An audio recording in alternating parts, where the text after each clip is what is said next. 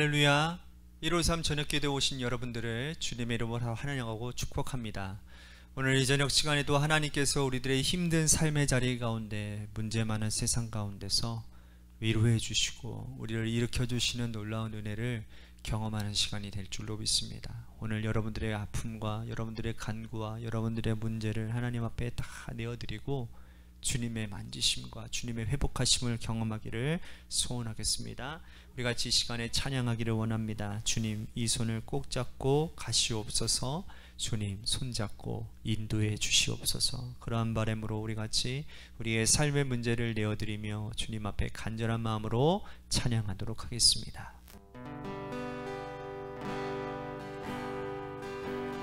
주님여, 이 손을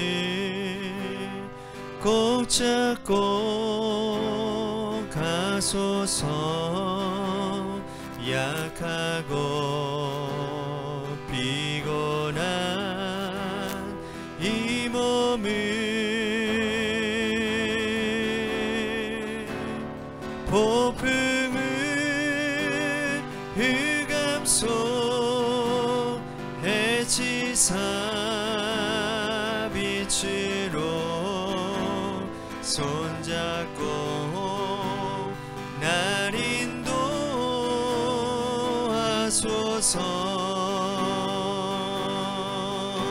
인생이 힘들고 고난이 겹칠 때 주님여, 날 도와 주소서. 외치는 이 소리 귀 기울이시사 손잡고 날 인도하소서.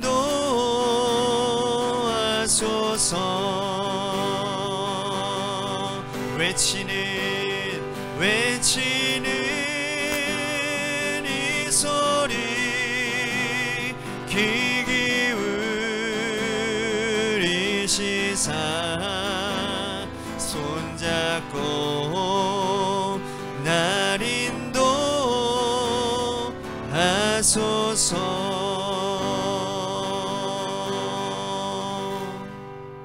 기도하겠습니다.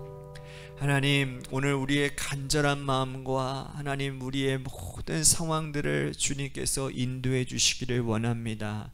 주님, 우리의 손에서 떠난 모든 일들, 하나님 그 고난 가운데 주님이 우리의 손을 잡아주시는 놀라운 은혜, 그래서 그 위로함을 통하여 다시금 믿음이 세워지고 하나님께 다시 바로 설 수 있는 은혜로운 이 저녁 시간이 될 수 있도록 우리를 인도해 주옵소서. 하늘 문을 여시고 우리의 간구마다 하나님 응답의 역사로 함께해 주실 주님을 찬양하오며 사랑이 많으신 예수님 이름 받들어 간절히 축복하며 기도하옵나이다. 아멘. 오늘 이 저녁 시간에 하나님이 우리에게 주신 말씀 보도록 합니다. 야고보서 2장 14절부터 17절 말씀까지 보도록 하겠습니다. 야고보서 2장 14절에서 17절 말씀입니다. 우리 같이 한 목소리로 다 함께 봉독하도록 하겠습니다. 시작. 내 형제들아, 만일 사람이 믿음이 있노라 하고 행함이 없으면 무슨 유익이 있으리요? 그 믿음이 능히 자기를 구원하겠느냐? 만일 형제나 자매가 헐벗고 일용할 양식이 없는데 너희 중에 누구든지 그에게 이르되 평안히 가라, 덥게 하라, 배부르게 하라 하며 그 몸에 쓸 것을 주지 아니하면 무슨 유익이 있으리요? 이와 같이 행함이 없는 믿음은 그 자체가 죽은 것이라. 아멘. 오늘 이 저녁 시간에도 하나님의 은혜를 삼으셔서 이 자리에 오신 여러분들에게 하나님의 신령한 은혜와 축복이 함께 하시기를 바라겠습니다. 세상에 존재하는 많은 물건 가운데요, 하나가 될 때의 존재 가치와 의미가 생기는 것들이 꽤 많이 있습니다. 그 중에 하나가 바로 신발, 장갑, 젓가락 등이라고 할 수 있죠. 왜냐하면 어느 한 짝이라도 잃어버리면 그거는 아무 소용이 없어서 나머지 하나도 버려야 되기 때문이라는 겁니다. 함께 있을 때 존재 가치가 있고 사용 가치가 있고 의미가 있는 것이죠. 음식 중에도 이런 것들이 꽤 많이 있습니다. 뭐 붕어빵이라도, 여러분 붕어빵 안에 아무거 없는 붕어빵 어떻게 먹습니까? 그냥 밀가루 끓여만 먹으면 그게 무슨 맛으로 먹습니까? 분명하게 밀가루 반죽 안에 팥이라든지 뭐 요즘에는 슈크림도 들어가 있잖아요. 그런 것들이 있어야 되는 거예요. 만두도 마찬가지입니다. 만두 안에 있는 소와 만두피가 서로 잘 어울려져 있을 때 우리의 몸을 행복하게 하는 맛있는 음식이 될 수 있다라는 것입니다. 우리의 믿음 생활도 역시 같은 맥락이라 할 수 있을 것 같아요.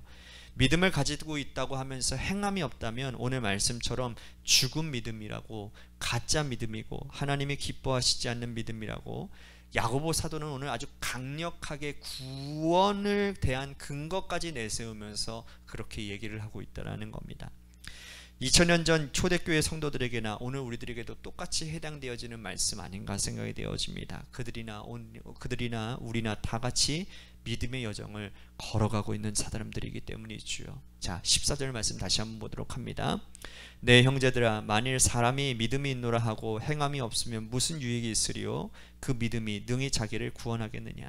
자, 이 듣기에 따라서는 이 말씀이 꽤 충격적이고 꽤 파격적인 말씀으로 들립니다. 왜냐하면 행함이 없는 믿음을 구원받지 못하는 믿음이라고 아예 규정을 해버린 거예요.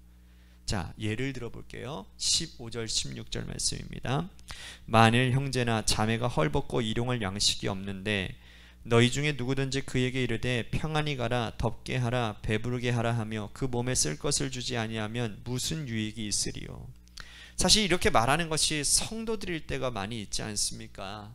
사랑하는 자가 고통을 겪고 어려움을 겪을 때 우리는 그 사람이 물질 문제 때문에 혹은 육체의 고통 때문에 어려움을 겪고 있다는 것을 뻔히 알고 있음에도 불구하고 내 주머니에서 어떤 것 하나 꺼내지 않고 따뜻한 식사 한번 나누지 않는, 그러면서 입으로는 저는 열심히 기도할게요, 하나님이 당신을 도울 것입니다 라고 하는 이런 공허한 울림, 공허한 메아리만 우리들이 외치고 있을 때가 있다는 것이죠. 이런 식의 믿음을 오늘 말씀을 빌어서 얘기하면 뭐냐면 이게 진짜 믿음이냐는 거예요.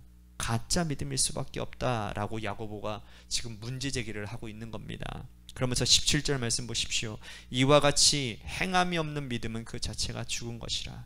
자, 우리가 이 말씀을 파격적이고 또 충격적인 말씀이라고 받아들이는 이유가 바로 바울이 전한 복음 때문입니다. 이 당시에 바울은 세계 선교 그리고 유대인들에게 아주 큰 영향을 끼친 사람입니다. 특히 바울은 믿음으로 구원을 얻는다라고 하는 논리에 입각해서 그가 전한 모든 곳마다 오직 믿음으로 구원받는 것으로 늘 선포했습니다. 하지만 이것이 큰 오해를 낳을 수가 있었어요. 특히 로마서 10장 10절 말씀에 보면 사람이 마음으로 믿어 의에 이르고 입으로 시인하여 구원에 이른다라는 그 말씀 말이죠. 이 말씀을 오늘 오늘 이 논리로 우리들이 입각해서 읽는다면 구원받기가 이렇게 쉬운가? 라고 질문할 수밖에 없는 겁니다. 그렇지요. 왜냐하면 마음으로 믿는 것은 어떤 겁니까? 개인적인 영역이기 때문에 그래요. 누구나 다 내 마음에 예수님을 믿는다라고 말하면 검증할 방법이 없는 겁니다. 아, 그렇군요. 그러고서는 뭐 따지겠습니까? 뭐 하겠습니까? 그런 거예요. 입으로 시인하는 것도 누군가에게 가서 예수님 사랑합니다, 나는 예수님과 앞으로 함께 동행하며 살겠습니다, 평생 그렇게 살겠습니다 말하면 아, 그러면 이 사람이 참 구원받은 사람이구나, 담보 받은 사람이구나, 그렇게 믿지 않겠습니까? 받아들일 수밖에 없는 겁니다. 뭐로 증명을 하냐는 거예요. 하지만 당시에 여러분, 바울이 이 로마서를 기록할 당시의 상황으로 들어가다 보면 전혀 이런 의미가 아니라는 것을 알 수가 있는 겁니다. 물론 마음으로 믿는 것은 개인적인 영역이에요. 내적인 영역입니다. 하지만 입으로 시인하는 것은 믿음의 공적인 영역이라는 겁니다. 다시 말씀드린다면 이런 거예요. 그때 당시에 로마서를 기록하고 있던 그 당시에는요, 초대교회에서 세례를 받을 때에는 공동체 앞에서, 교회 공동체, 교회 구성원들 앞에서 나는 예수님과 함께 죽고 예수님과 함께 살겠습니다, 신앙생활하면서 그 어떤 고난이 와도 내가 예수님 절대로 떠나지 않겠습니다 라고 공언해야 세례를 받을 수 있는 겁니다. 그런데 그 당시에 기독교로 인정받지 못했던 시절이었지 않습니까? 교회가 박해받던 시절이었잖아요. 교회 공적 자리에서 여러분 그 앉아있는 사람 중에 혹시라도 밀고자가 있을지 누가 합니까? 그 자리에서 세례를 베푸는 그 자리에서 어떤 한 사람이 고발하는 사람이 왜 없다라고 보장할 수 있냐라는 거예요. 만약에 그가 세례를 받고 공적인 자리에서 예수님을 그리스도라고 인정한다라는 그 상황 가운데서 누군가가 밀고해 버리면 그 자리에서 끌려가서 죽임당할 수밖에 없습니다. 원형 경기장에 나아가서 사자밥이 되는 거예요. 이것이 그 당시의 상황이었습니다. 그러므로 바울이 말하는 것, 입으로 시인한다라는 것은 뭐냐면 굉장한 적극적인 행위를 말하는 거예요. 마음으로 믿는다라는 것은 내적인 믿음이요, 입으로 시인한다라는 것은 적극적인 행함과 행동을 말하는 거죠. 그러니까 지금 바울이 로마서 10장 10절에 말씀드리는 이 바울, 그러니까 바울이 말한 전하는 복음, 그래서 우리는 뭐 이러한 오해를 살 때가 있잖아요. 바울은 믿음만 강조했다, 야고보는 행함만 강조했다, 그렇게 얘기하는데 그게 아니라는 거죠. 바울이 전한 복음도 야고보가 전한 복음도 전혀 다르지 않은 말씀이라는 거예요. 표현 방법이 좀 다를 뿐이라는 것이죠. 동일한 말씀입니다. 그러므로 이것은 우리에게 전혀 충격적이지도 파격적이지도 않고 낯설지도 않은 말씀이라는 겁니다. 그러면서 야고보 사도는 한 가지 더 예를 들고 있는데 19절 말씀 보십시오. 내가 하나님을 한 분이신 줄 믿느냐? 잘하였도다. 귀신들도 믿고 떠나느니라. 여러분, 예수님 당시 예수님은 축기 사역을 아주 자주 하셨습니다. 귀신 들린 자들을 찾아가서 또 불러다가 귀신을 내어 쫓으시죠. 그런데 여러분, 그때마다 귀신들이 예수님을 귀신같이 알아봅니다. 그죠? 그래서 귀신인가 봐요. 귀신같이 알아봅니다. 그래서 먼 발치에서 달려옵니다. 그리고는 주님 앞에 무릎을 꿇고 예의를 갖춥니다. 여기서 떠나랍니다. 내가 이 사람 몸에서 내가 살아야 되는데 나를 찾아오지도 말고 다른 데 가시라고 예수님께 간절하게 간청합니다. 그런데 그 당시에 예수님의 제자들도 여러분, 예수님이 주님이신 줄을 몰랐어요. 하나님의 아들이신 줄 몰랐다고요. 정치적인 지도자인 줄만 알았죠. 그래서 여러분, 예수님의 제자들이 초창기에는 예수님 보고 뭐라고 합니까? 선생님, 선생님 얘기하지 않습니까? 바리새인 정도로 생각하는 거예요. 율법 선생님 정도로. 율법을 많이 배우고 구약의 율법에 능통했던 바리새인들, 서기관들, 율법학자들도요, 예수님이 누구신 줄을 몰랐어요. 그런데 귀신은 정확하게 알았어요. 예수님이 하나님의 아들인 줄도 알았고, 그래서 주님 앞에 나와 무릎 꿇었고 예의를 갖춘 거죠. 그런데 이상한 것은 우리가 여러분, 귀신이 구원받았다라는 소리 들은 적이 있으십니까? 저는 들어본 적도 없고 읽어본 적도 없어요. 귀신이 구원받았다라는 거. 왜 그렇습니까? 귀신은 예수님을 아는 것에서 그쳤기 때문입니다. 예의도 갖추었고 주님 앞에 기도의 형식을 빌어서 간절하게 간구도 했지만 그들은 십자가 지지 않았습니다. 그러므로 우리가 제자에게 부여받은 거룩한 십자가의 사명을 감당하는 것이 믿음과 행함에 일치된 조건이라는 것을 우리는 반드시 기억해야 된다는 겁니다. 그래서 예수님께서 제자들에게도 말씀하시지 않습니까? 누구든지 나를 따라오려거든 자기 십자가를 지고 나를 따를 것이니라. 힘들고 어렵지만 너희가 과연 믿음 있는 자라면 삶으로 너의 믿음을 입증하고 보이라고 권면하고 말씀하고 있다라는 겁니다. 그때 온전한 구원이 일어나게 된다라는 거예요. 사랑하는 성도 여러분, 가짜 믿음, 반쪽짜리 믿음, 짝이른 믿음 만들지 말고 우리의 믿음이 온전한 믿음, 하나님 앞에서 활동하는 믿음이 되기를 위해서라면 그 믿음이 행함을 통해서 세워지는 믿음이 되어지기를 간절히 소원하겠습니다. 여러분, 믿음을 지킨다라는 게 참 힘들지 않습니까? 오늘도 여러분들의 삶의 자리 가운데 믿음 지키려고 얼마나 애를 쓰셨나요? 정말 무너지는 가슴, 그 상황 가운데서 믿음이 잃지 않으려고 얼마나 많이 애쓰셨나요? 그 견딤과 애씀은 여러분, 하나님이 분명히 아십니다.